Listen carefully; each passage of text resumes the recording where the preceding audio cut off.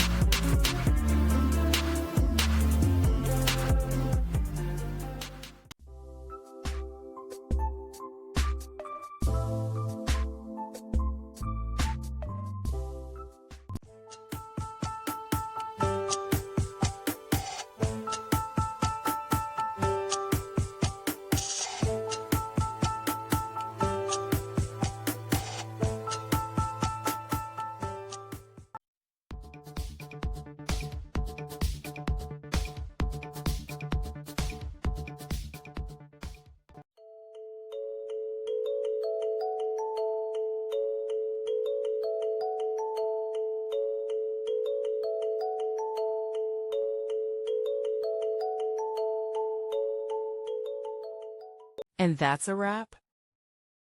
I hope you found the answer you were looking for. If you did, take a second to hit that subscribe button. It really helps out. And let me know in the comments which solution worked best for you. See you next time in the debug zone.